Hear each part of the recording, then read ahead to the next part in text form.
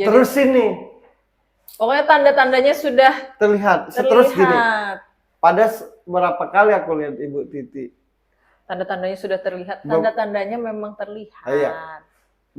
Beberapa kali aku lihat Ibu Titi baik di kampanye kan. Yang aku rasakan kebanggaannya bukan karena Pak Prabowo misalkan terpilih, bukan. Tapi kebanggaannya itu yang aku rasakan sesuai kamu akhirnya mendapatkan keinginan. Bangganya di situ karena perjuanganmu getol. Ya untuk menjadi seorang Pak Prabowo itu berat itu mah. Kalau lo sendiri nih, kalau masih bahas Pak Prabowo lagi ya, yang paling berat menurut lo, yang paling sulit dicontoh atau dimiliki orang lain? Dua hal dari Pak Prabowo. Dua hal.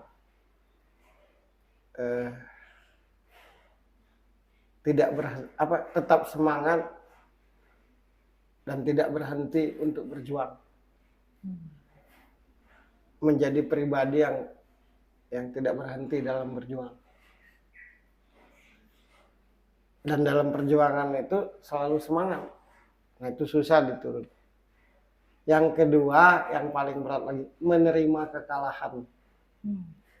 Menerima kekalahan dengan lapang dada, berjiwa besar menerima kekalahan yang berkali-kali, terus diajak oleh yang mengalahkannya menjadi bawahan. Itu kan kalau tidak jiwa besar. Betul.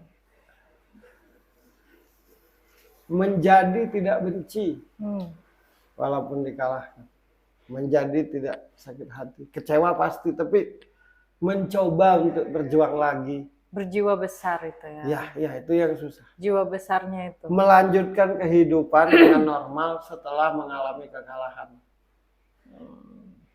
Nah, jadi bagi yang menasehati Pak Prabowo, kalau aku pribadi, jujur aja kalau aku pribadi bukan karena Pak Prabowo akhirnya saat ini terpilih jadi presiden yang membuat aku suka, bukan. Tapi yang aku pelajari dari diri Pak Prabowo itu menjadi pribadi yang tidak menyerah dan berjiwa besar menerima kekalahan dan tetap bisa melanjutkan hidup dengan normal setelah mengalami beberapa kali kekalahan. Itu sangat susah. Jadi bagi yang menghujat, yang mengejat, itu orang-orang yang tidak belajar dalam hidup. Betul. Tapi hidupnya hanya menilai orang. Nah itu yang membuat si Mbak Titi tadi, Bu Titi tadi senang, sayang menurut. Anggap saja dia sendiri, anggap saja mereka berpisah. Di dalam kesendirian mencalonkan presiden. Betul. Jauh sebelumnya beberapa kali mengalami kekalahan. Betul. Dan dia tidak jahat dengan Ibu Titi, tetap bahkan Ibu Titi pindah ke Partai Gerindra. Nah kalau mereka cekcok mulu, makanya ya nggak mungkin lah. Ini juga keren. Biasanya kalau pasangan itu bekerja di bidang yang sama, justru akan malah sukanya bentrok ya. Iya, suka bentrok, malah jadi persaingan misalnya gitu kan. Tapi kalau pasangan yang satunya kerjanya A, satunya C, malah jadi saling. Justru kalau sama itu malah sering bentrok. Nah ini kan enggak. Ya terus Ibu Titi di partai yang sama, di politik juga. Terus Pak Prabowo sekarang pun Ketua partai, ketua partai. presiden. Kalaupun mereka mereka beneran berpisah, akhirnya jadi kerjasama, masih rada wajar-wajar aja gitu kan ya. Tapi ini masih punya rasa punya rasa di tempat yang di tempat sama, yang sama, adem. tapi tidak saling bertanding gitu. Itu jarang banget loh. Penyebabnya Ya, jarang banget loh. setiap siapapun manusianya, kalau penyayang, apalagi perempuan, pada prakteknya selalu memberi hal positif. Jadi orang yang penyayang itu, apapun yang dia lakukan, pasti untuk kebaikan yang disayangi. Orang yang penyayang itu selalu menerima. Orang penyayang itu selalu mendukung. Itu. Karena orang penyayang itu memberi, bukan meminta. Itulah yang membuat tidak jadi cekcok.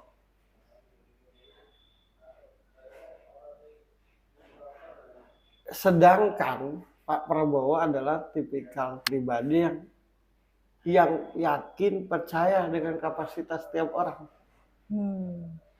Ya cocok lah. Ada yang percaya, ada yang penyayang, yang sifat aplikasi penyayang itu memberi. Ada yang percaya dan yakin dengan kapasitas setiap orang. Kalau kan yang membuat cekcok itu kan ketidakyakinan satu sama lain. Nah itu jadi tetap merasakan hal yang sama di kondisi yang tidak seharusnya, menurutku itu luar biasa.